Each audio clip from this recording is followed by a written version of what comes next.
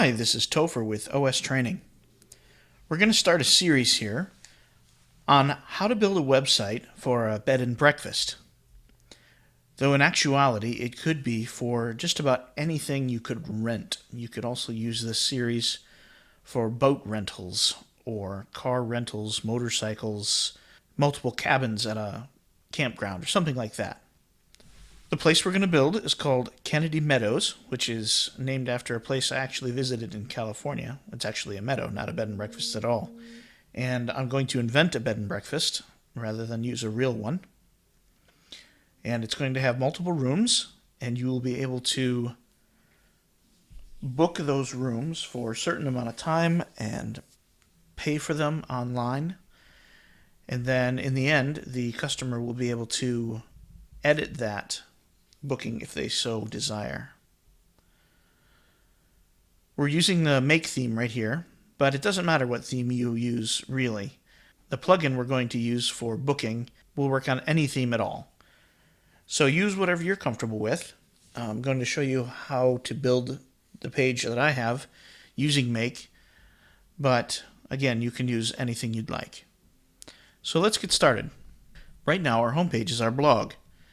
So let's make it into a real page with something attractive on it. We'll go to make a new page. I'm just going to call it Home for now. And I'm going to use columns, but at first I only want one column.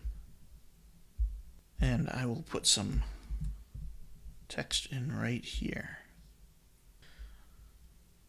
Now we can upload a nice picture.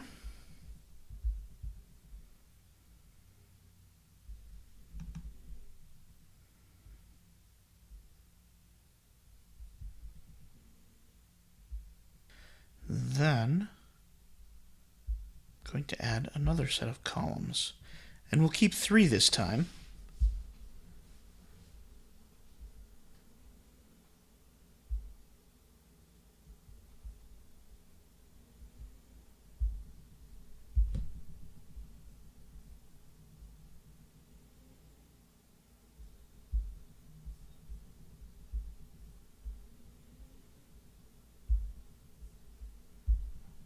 There, now we have our 3 bedrooms.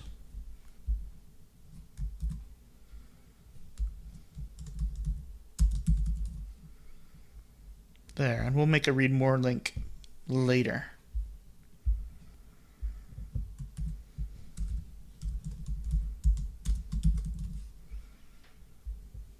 There.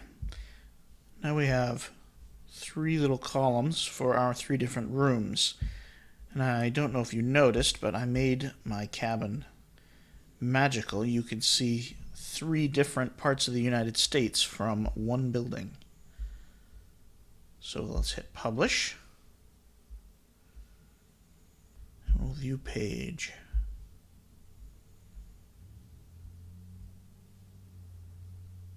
And there we have it. That's our home page. Except it's not actually our home page yet. You can see we're on Home-3. So let's go to the Customizer. And go to General, Static Front Page. We'll choose a static page, and we will make that one be our home page. We'll hit Save and Publish.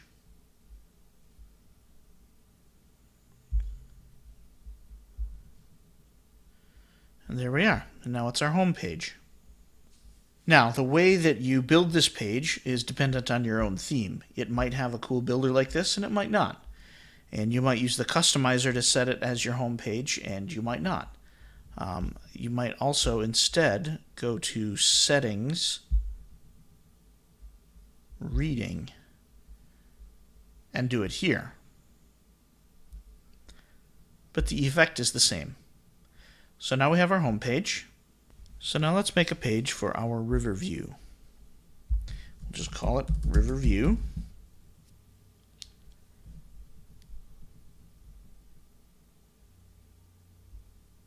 And for this one, I'm going to choose the default template.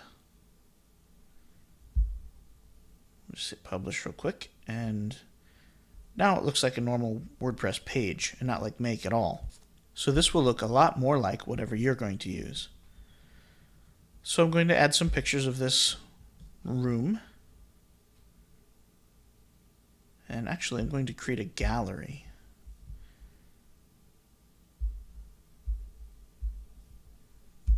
There we are. So I simply went to Create Gallery, chose my 4 images. And you can write in these if you want.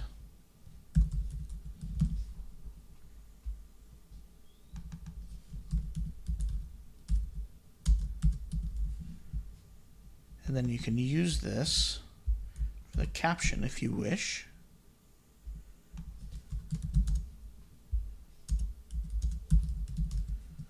There, we'll just leave those. And now we hit Create New Gallery. Here you can see it automatically used the caption, and we could write in our own captions here. I'm using a plugin called Tiled Mosaic without Jetpack, and so now I have this Tiled Mosaic option. So I'm going to choose that, and we'll hit Update and view the page. And now you can see it adjusts the sizes of various size images to fit nicely into a grid. Let's put just a little bit of text on here.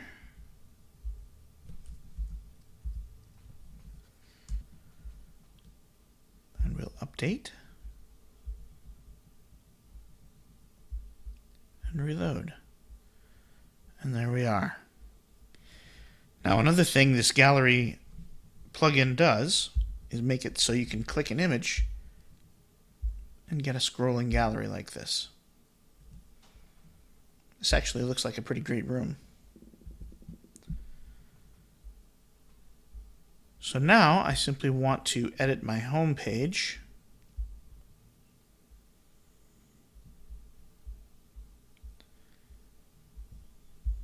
And link this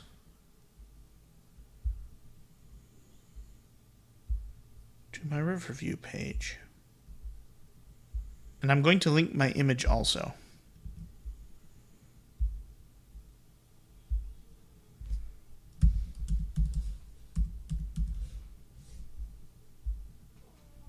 There. Now I hit Update. And I'll go to my home page. And now I can simply click to get to my Riverview. So now we have a home page for our bed and breakfast and one room set up. In our next videos, we'll take a look at some options for booking these rooms. The plugin that we're going to use for booking our bed and breakfast is called Booking Calendar.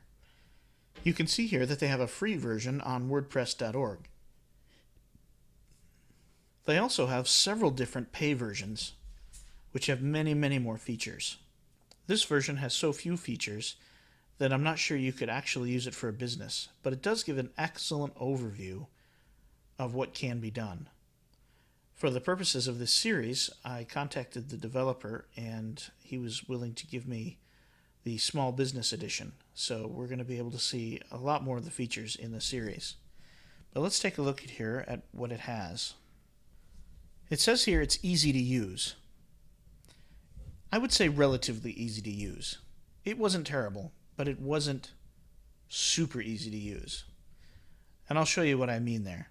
One of the things I liked very much here is that it says all bookings and settings are stored in your database. You don't need third-party accounts. When I was researching this series, most of the WordPress plugins I found actually interacted with a service and managed all your content somewhere else. And I didn't really like that. I like that this one stores it all right here. It does work very well with whatever design you have. It is responsive, which is very nice. They did a really good job using Ajax to make the admin UI smoother without being too fancy or over the top. It's interesting to note that this has to be a feature, but you can make new bookings on the client side, which means your end users can make their own bookings. Surprisingly, there are plugins which don't make that possible. You can only make a booking on the admin side, and so your end users have to look at your site and call you, and then you can put them in. But this plugin makes it so that your end user can look at your property and then make a booking right there on the spot. It does a very good job with email notifications, sending emails to your customers when they need it, and sending them to you when you need it. It works well with Google Calendar. Personally, I don't think I'd want to do this, but obviously somebody needed it or they wouldn't have built it in. And if you're already using Google Calendar, maybe you'll really appreciate the integration there. The options go on and on. I won't go over them all here, but I wanted to show you real quick the commercial page for it.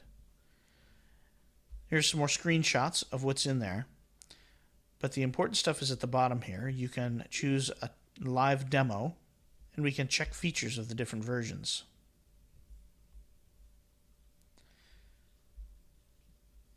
You can see here the pricing differences. There are quite a few. The single site edition, there's the free version. There's a personal one for $80, and then small business for $149. Looking at all the options I wanted to demo in this series, I chose small business, and he was willing to give me a copy of that. There were a few times I needed some help, and the author was very, very responsive via email, answering all my questions almost immediately, which is really great in a plugin. But then there's the medium business and the large business and multi-user. You go down to using it on 5 or more websites, it's $1,000 for this plugin. Now, at that level, the number of features is really high. It's really comprehensive, and I would suggest that it's actually worth it if you're really going to run a high-end bed and breakfast or hotel suite or something like that. You can see all the features here, and then down here is where we start dropping some off at the different price points. So the one that I don't have includes things like a season filter, so you could choose winter or summer or something like that. They have deposits and valuation days costs and things that I don't really understand because I don't own a rental property. So in the next videos, we're going to take a look at the ins and outs of this plugin and how to make it work. In this video, we're going to install the booking plugin and take a look at some of the settings. Because it's a commercial plugin, I had to download the zip. So now I have to upload it and install. And the first thing it does is present us with an About page. Here's what's new. A Getting Started tab. And a page to show how you can get even more functionality with some of the higher priced versions. It gave us a new nav menu over here called Booking. And we're going to go to Settings first. And you can see here that it wants an order number because it's a commercial version. So I put in my code and clicked register, and now we're all set. And here we are looking at the settings page, and there are an enormous number of settings for this. We're going to take a couple videos to look at them all. There are 5 tabs here across the top. The general area has all of these sections in it, and these are actually just links to lower down in this page. So let's dive right in here. The first thing we can choose is a theme for our calendar. I'm going to leave it at Premium Marine for now because I don't know what that looks like. We can choose how many months are available in our calendar. I'm going to leave it at a year. And the start day of the week. Unavailable days from today is a pretty important value. 0 means that somebody could make a booking for today, and you would have to be prepared for that. If you want to make it so that people cannot make a reservation for sooner than 3 days from now, you can simply set this at 3. That makes it so people can't surprise you and say, hey, here we are. And then unavailable weekdays. You can choose to say, I'm not taking anyone on Monday and Tuesday because those are my days off. So I'm going to leave those just like that. Type of days selection. You can make it so that people can only choose a single day, or they can choose multiple days, or a range of days. If they choose range, they can select a fixed number of days with one mouse click. So you could say, you must have 5 days at a time. Or select a dynamic range with 2 mouse clicks. This makes it so that they can not choose fewer than 1 day, and they can't choose more than 30. Now you could make it so that you must have at least a 3-day stay, and you could make it so that they could rent for the entire summer. But I'm going to leave it at 1 in 30. Here we have an option to set specific check-in and check-out times. Without checking this, then the check-in and check-out times are set by the customer, saying, I will arrive at 8 p.m. or whatever. Using these, you can say that check-in is at noon and check-out is at 10 a.m. We'll use those. And then this is the title of booked time slots. It says, type your title. That will show in mouse over tooltip in your booked time slots. And there's even information here on how to change the language of this text so that you can use this on a non-English website. Now this section is related to the form that people fill out to create a booking. You have an option for a CAPTCHA. You have a checkbox to activate autofill form fields for logged-in users. So if people are logged into the website, it knows things about them, like their name, and it can pre-fill that information. There's an option to use Bootstrap CSS for form fields. If you don't know what that means, then you probably shouldn't mess with it. But it has to do with how the form is laid out. And then we can optionally show a legend below the calendar. Now this section is for translation of parts of the legend. So you could choose to have these show or not, and you can also choose what words to use there. And again, you can translate them into another language. We'll take a look at the rest of these settings in the next video. Continuing our review of the general settings, here we have an option of what to do after a booking is done. You can simply show a thank you message or redirect a visitor to a new thank you page. If you leave the thank you message, you can type the message here, you can optionally translate it, and it will simply appear on the page for 7,000 milliseconds, which happens to be 7 seconds. You can optionally choose the new page and just type in a URL. Now these options are for the admin page. You could choose to have a calendar overview or a bookings listing. I much prefer the bookings listing, and I'll show you both later, but I'm going to choose that because I like it so much more. The default booking resource. We haven't set up any resources yet, otherwise there'd be a list of them here. A resource is something to rent, so it could be a room in a bed and breakfast, it could be a cabin, a boat, a motorcycle, whatever. And then the resources number per page. We're not going to make more than 5, so this doesn't really matter. Default calendar view mode is 3 months. And the default title of bookings, ID:name. The ID is the number, and then the name is whatever you make up when you create the resource. On the bookings listing, there are 2 tabs: filters to help you find the booking you want, and actions to help you work with bookings. I'm going to leave it at filters. And again, there's bookings number per page, and the bookings default order. ID ascending means the newest will be at the top. CSV data separator. This is for exporting your information. You can choose comma or semicolon, and what you choose depends on what software you're going to use to pull in your CSV. You can set your costs to be by the day, by the night, a fixed sum, or hourly. Hourly would be excellent for things like boat rentals and motorcycle rentals. Currency, you can choose the number of decimal points, 2 is the default, a dot, and the thousands separator. We use a comma in the United States. And here we have the option to have time impact the cost.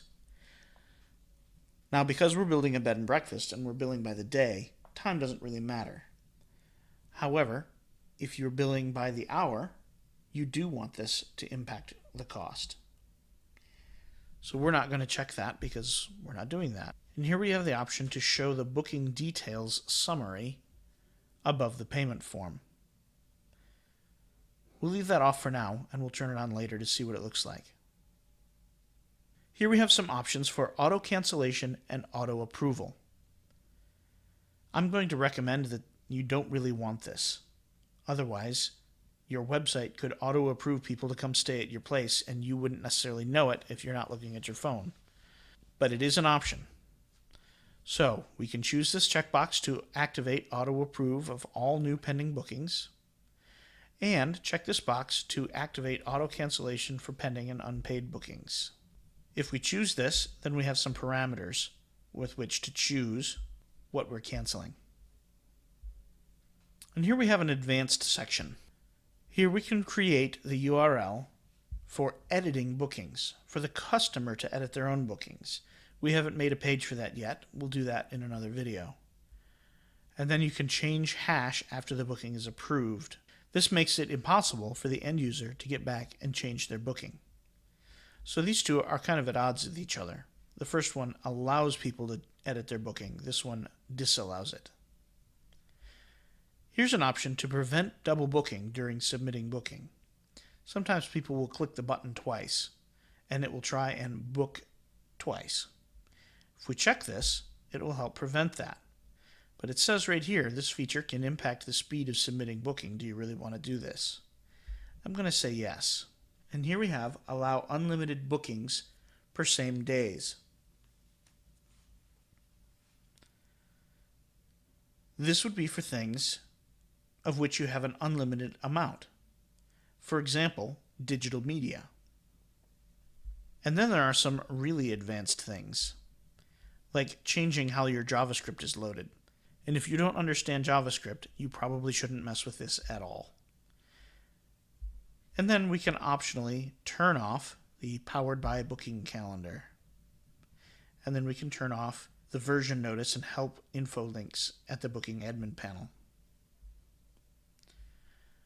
Now, before we leave this page, I want to look at the sidebar up here. Most of what's in here is information. We have no bookings, no pending, nothing like that. This tells us what version we're using and when it was released. Some links for support, and some news. And here we can choose what kind of user can do what kind of things with Booking Calendar. Editors can manage all your bookings and resources, but an administrator is required for settings. And here's a very important checkbox. Delete booking data when plugin deactivated. If you don't check this and you deactivate the plugin and then reactivate it, all of your stuff is back. If you do check this and deactivate, it's all flushed and you start over from scratch. And the last thing here is to reindex your booking data. You would want to do this if something got corrupted and you wanted to reread all of it. And that's the general settings page. I'm going to hit Save Changes on what I've checked here. And then in future videos, we'll take a look at the other tabs, which are not nearly as complex as this one. In this video, we're going to discuss resources in our booking plugin. And resources are basically anything that someone might want to book. We're doing a bed and breakfast, so we're doing rooms, but it could be literally anything. So under booking, there's resources, and this is not available in the free version of this plugin. The free version allows you to only work with one resource, so it simply doesn't have this interface at all. So we are going to enter Riverview, which is the name of this room which we built. And that's it. We can put in a cost per day.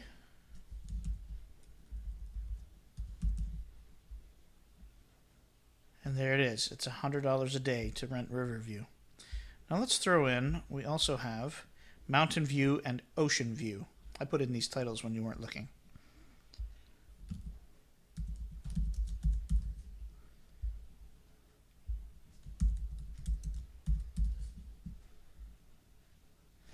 And we'll say Ocean View is $150 because it's harder to import the ocean. And there we are. So now we have our three resources.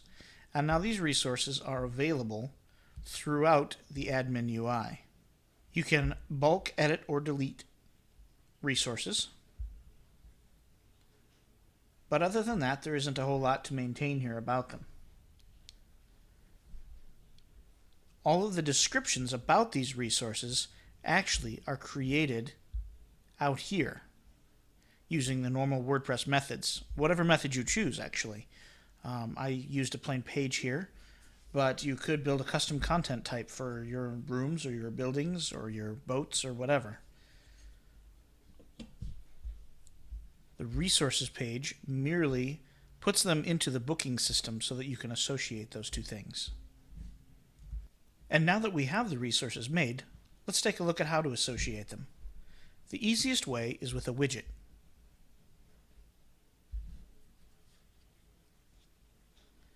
We have two, one called Booking Calendar and one called Booking Calendar Resource Selection.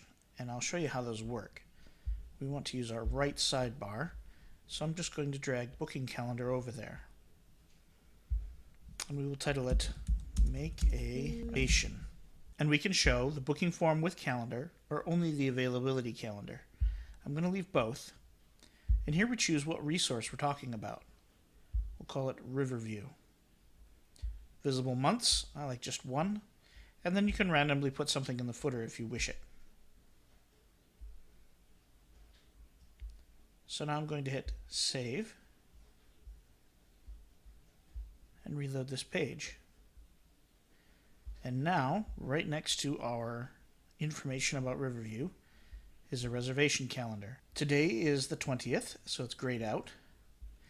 You may recall that we told it we don't want people to be able to make reservations within 3 days of today, so the 21st and 22nd are out. So that gives us the 23rd and the 24th is available.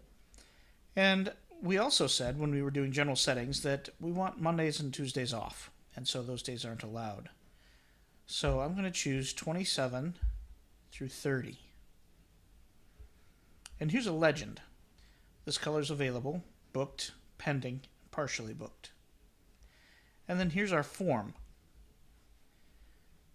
It wants times, first name, last name, email, phone, country, etc. Before I use this form, we're going to take a look at how to manage it and change those fields. In our last video, we took a look at the reservation form here in the sidebar. In this video, we're going to take a look at how to customize it. It's under Booking, Settings, and then the Fields tab. This is the form. If you've ever used a plugin called Contact Form 7, it works very, very similarly. If you haven't, we'll go over how it works. First, I want to show you at the top here, there are several different types. The standard form template is what made this. But we could change it to a 2-column form template. We click Reset, and now this area is 2 columns. You can see them here divided by divs. There's a wizard, which uses JavaScript to step through a number of questions. A payment form template, and lastly, a time slots form template. I don't really want any of those, So I'm going to start with the standard form template and simply hit save. And now we'll come back here and reload. And you can see we lost our time chooser because we didn't really want that. But I want to get back the street address information. So we'll add that. And I'll want it right after last name.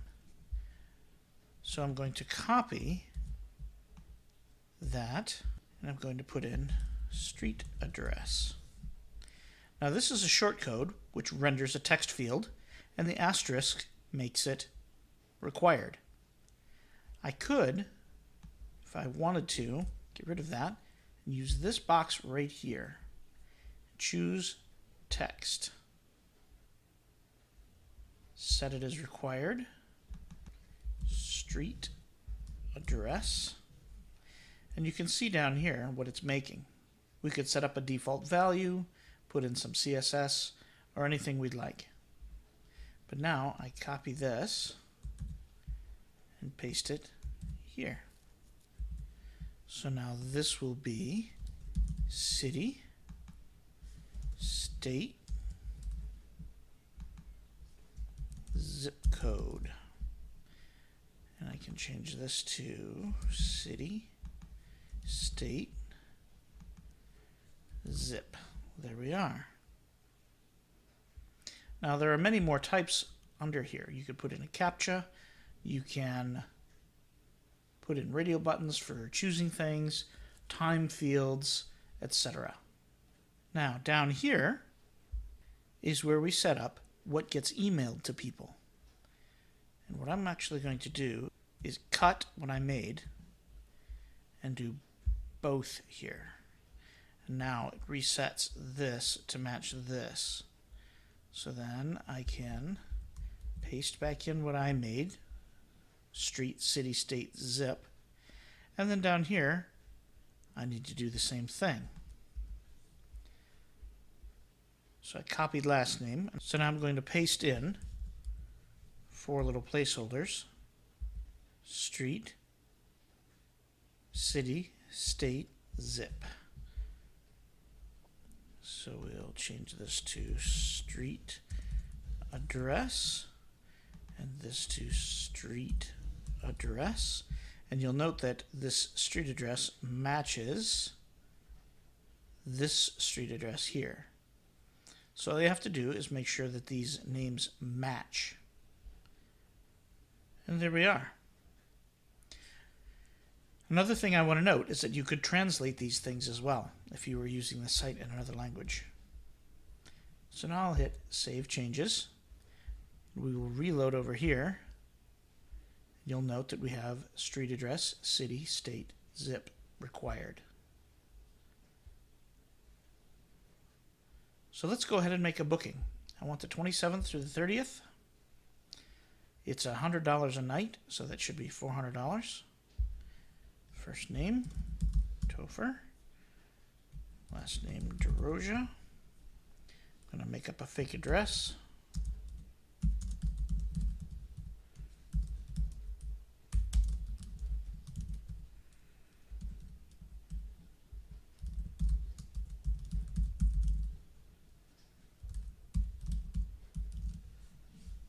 And there will be 2 adults, 2 children, and a note. And I have to accept the terms and conditions and send. And now I can pay via PayPal.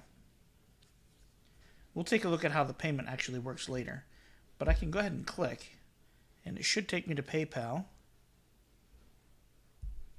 and have here payment for booking Riverview on these days. Now I'm not in testing mode, so if I actually put money in here, it would try to pay me. So I'm not going to do that. But you can see how that would work with PayPal. Now, when I reload, you can see that these days are pending, as it matches this color. So in a future video, we will take a look at what to do with bookings. In this video, we're going to take a look at how to set up the emails that get sent to people when various things happen. But before we get there, I want to show you something real quick. In our last video, we made a booking, and now here on my WordPress dashboard, you can see there's one booking made today. It's unverified and pending. And obviously these numbers change as more bookings come in and they're managed. But now let's go over to Booking, Settings, and then at the top, the Emails tab. This plugin can send an email to admin when a new booking is made, to a visitor when a new booking is made, and then it will send an email when a booking is either approved, declined, or modified, and then it's possible to send a payment request from the booking's admin panel. They all work the same, and we'll take a look here first at New for Admin. This one is active, and you can see here New for Visitor is not active. Active simply means that an email will be sent when the proper parameters are met. In this case, when a new booking is made. Here's the to, and you can just put anything in there you want. I'm simply going to put in my email address. And then the from is a short code, and it simply takes the email address that was put into the form. And then there's a subject. And then here's the content. And it says you need to approve a new booking, booking type, for dates. Now these short codes get their information from the booking itself. And then personal detail information. And then there's this content shortcode. Now this content is taken from the bottom half of this fields page. So all of this information is stored in this content shortcode. Currently, a new booking is waiting for approval. Visit the moderation panel, moderate link. Thank you, Kennedy Meadows site URL. Now down here is a list of all the shortcodes you can use. There's check-in date, check-out date, dates, cost, etc. So you can simply drop those in anywhere you want, and that will be included in the email that is sent to you as the administrator. And once again, you'll note at the bottom you can do it in any translation you want. All of these others work exactly the same way, aside for the parameters that make them kick off. For example, this is new for the visitor. I'm going to make it active. And it's from Kennedy Meadows. Subject, new booking. And then it says your reservation, booking type for dates is processing now. We will send confirmation by email. And then there's content, which has all the information about their booking. And again, here are all of the shortcodes you can use. Here are two that were not on the other page: visitor booking edit URL and visitor booking cancel URL. These are URLs that we will set up later that allow the end user to cancel or change their reservation. So we'll save these changes. And then approved. This is very simple. Your booking for dates has been approved. Same shortcodes as before. Declined. Modified. And then there's payment request, which is a little bit different. There's a shortcode for payment reason. And there's a shortcode here for visitor booking pay URL, which is a page where people can pay you. And we'll set that one up later as well. Now these emails can make it seem like you are incredibly responsive to the needs of the customer. They come to your site, they make a reservation, and 5 seconds later they have an email saying thank you. That looks really, really good, and it's very comforting. This admin UI allows you to have some consistency to your emails and make it so that in some cases you don't even have to be there to send the emails. My recommendation is to pay a great deal of attention to this area and make sure that it works well for people and answers the questions that they have. In this video, we're going to take a look at how to set up the payments for your rentals. We go to Booking, Settings, Payments. Now there are several different ways to get paid. One of the options is called bank transfer. And basically you put in all of this information for a specific user. You put in this information for your own bank. That's how the system knows to put money into your bank. Then, when someone goes to make a payment, this form appears. And you'll note there are shortcodes here for account number, routing number, etc. And here are your options. This allows this system to take money out of their bank and put it into your bank. This is far less common for paying for rentals in the United States than it is in other countries, but it will work just about anywhere. We do not have this one enabled, and we'll leave it that way. The next option is to pay in cash, and you can simply turn it on, and it says, when you arrive, please pay in cash. It's pretty simple, but it's surprising how many e-commerce solutions do not provide this option. Then we have PayPal, and PayPal is currently turned on. And we're currently using PayPal Standard, which means you're presented with a big yellow PayPal button, and you click it, and you leave the site and go to PayPal. While this may seem a little counterintuitive to send people away from your site, it's extremely common in the PayPal world, and people are used to going to PayPal, paying, and then coming back. To make it work, you put in your email address, and that's the address of your PayPal account. And you can choose Live or Sandbox mode.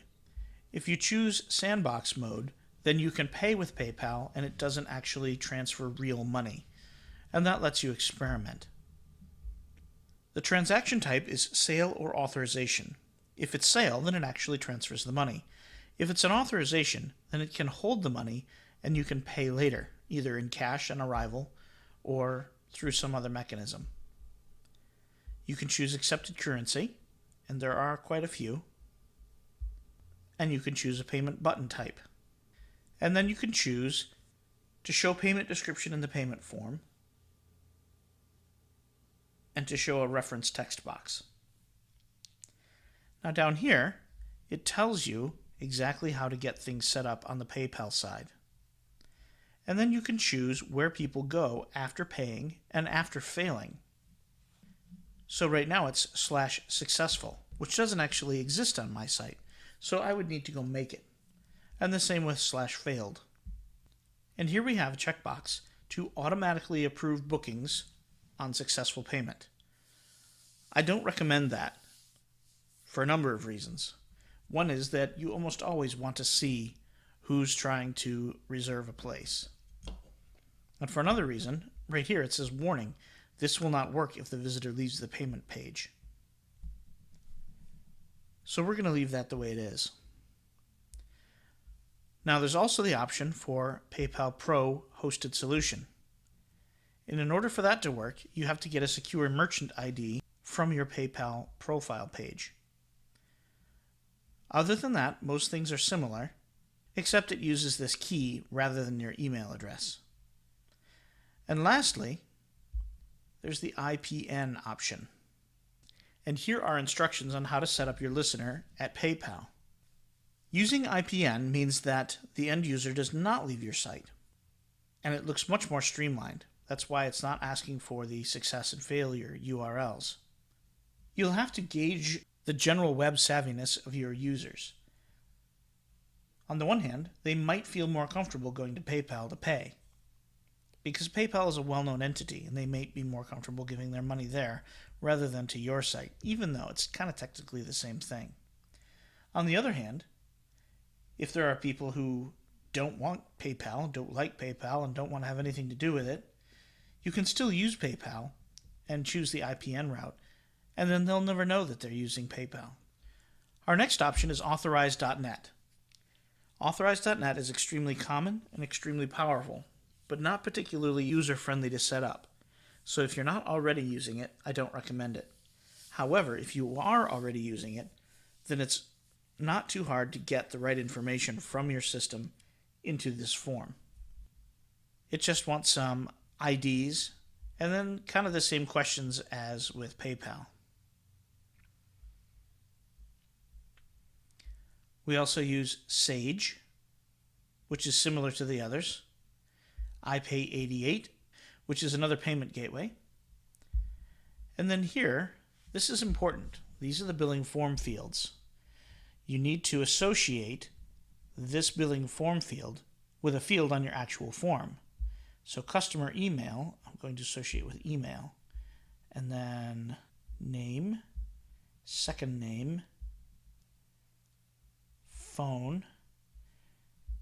Billing address would be street address, city, zip, and we don't have a country, but we do have a state. So we'll leave that just like that and hit save.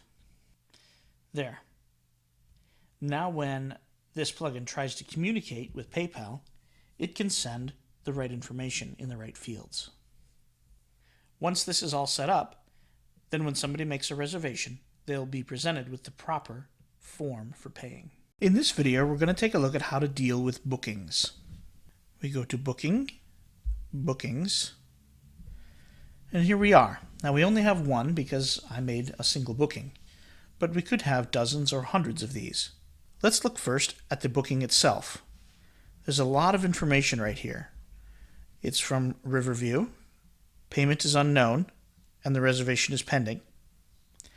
Here's all the information from the form about who I am, and here are the dates. Now you'll note that there are some arrows here. You can click those, and it will expand and show you all the dates, not just the range. In the bottom left here is the cost, and then there are a number of buttons. You can send a payment request to the visitor. Now, in another video, we looked at the template for this. This is the little bit of information that would get dropped into a shortcode in that form. We can edit the booking, and it brings up the form just like the one in the sidebar. We can create a note right here. This is excellent for multiple people working front desk at a hotel or something, leaving notes for each other. Here you can change the resource that this is for.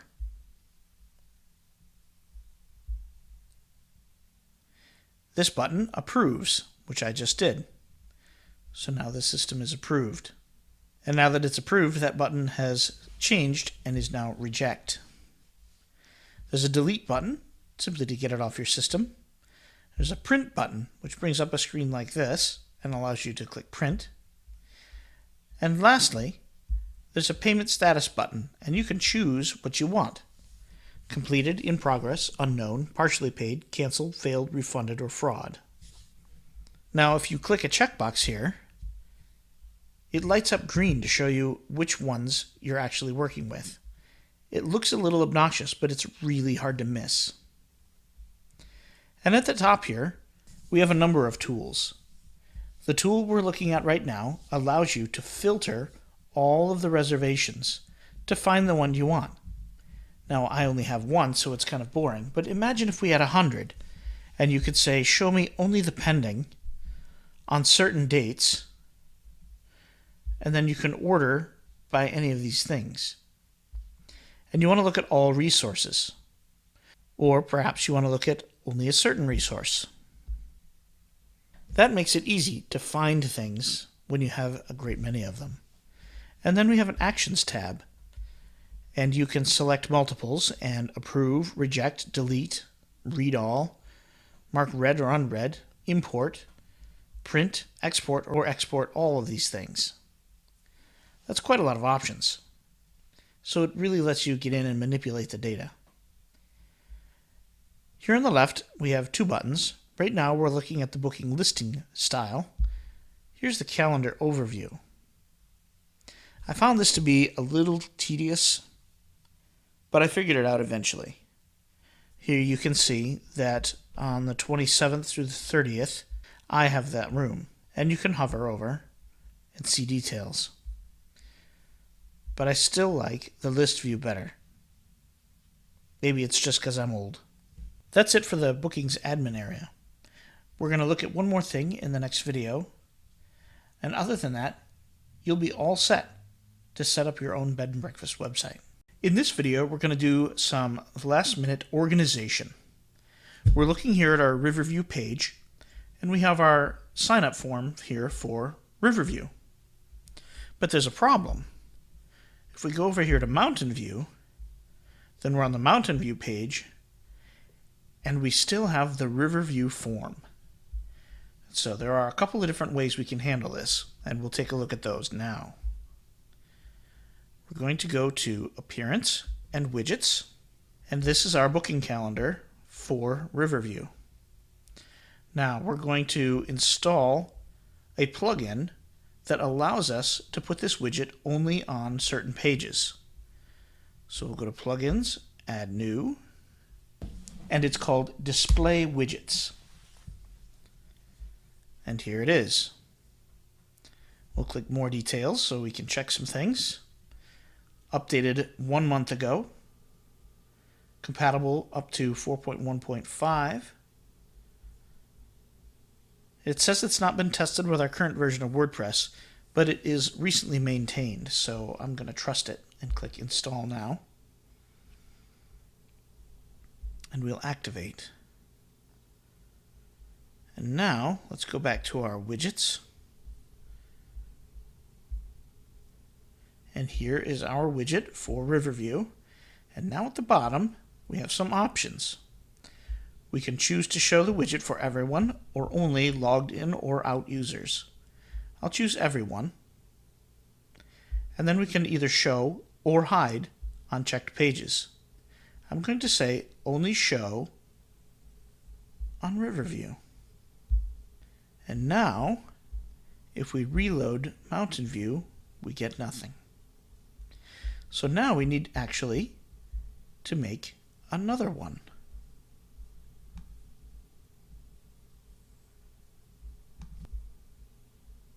For Mountain View, and we'll say show on Mountain View. And there we are. Now I'm going to make one more page just called About Us.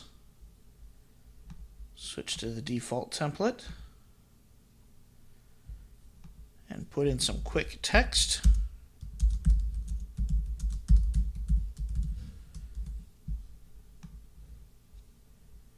And now we'll view this page. Now there's a sidebar area here, but there's nothing in it at all. So we're going to use one more widget called Booking Calendar Resources.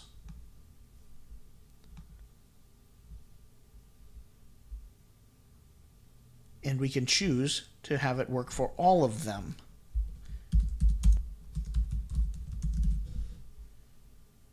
Pre-selected, you can choose none or any of them. We'll choose Riverview. And then we'll show it for everyone. And we will hide this one on the pages that have their own specific ones. And now, on the About page, we can choose to make a reservation for any one of these. And you can see the calendar change right on the fly.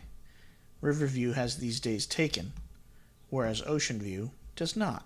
So now we have Riverview with its own reservation system, Mountain View with its own reservation system, and every other page with a reservation system that works for any of the rooms.